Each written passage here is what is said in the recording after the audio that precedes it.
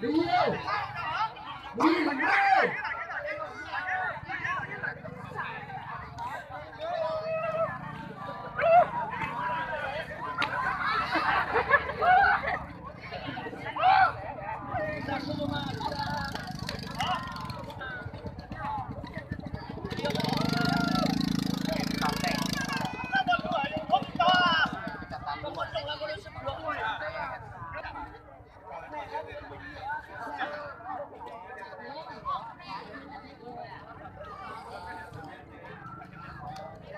Để ăn.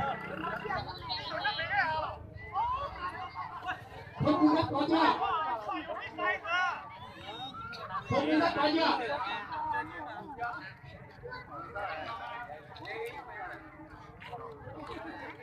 Thôi đi ăn rồi. Thôi đi ăn. Rồi. Nhanh. 2-5-2 4 1 2-5-2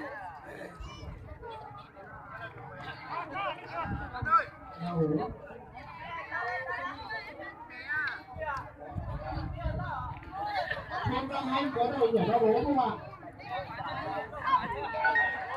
Không Giang Anh có đội nhảy ra bố không ạ?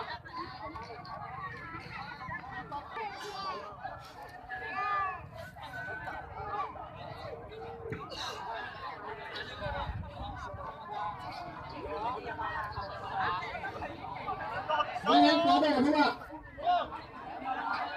Bây giờ đề nghị các đội này tập trung từ hướng này, tôi phải đến vào chơi này.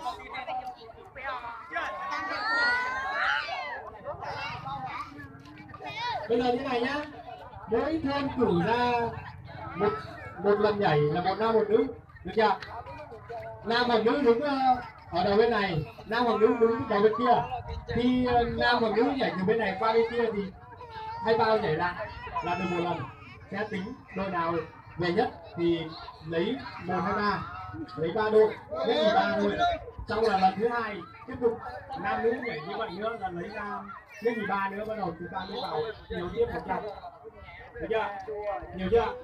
Rồi bây giờ đề nghị là thôn Đau Ú cử ra một cặp trước, thôn Eo Lưới cử ra một cặp trước, E2 một cặp trước và Eo Lưới tôi đắt một cặp đi trước.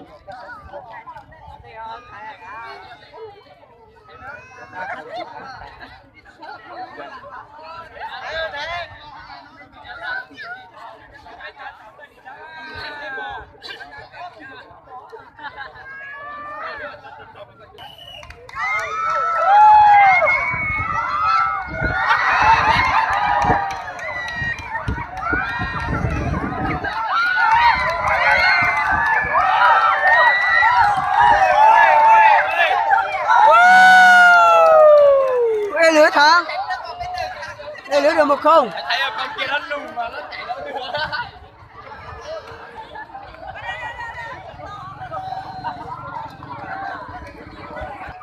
Nếu mình nhảy qua vạch rồi mới đổ vào nhá, không phải đổ viên nữa.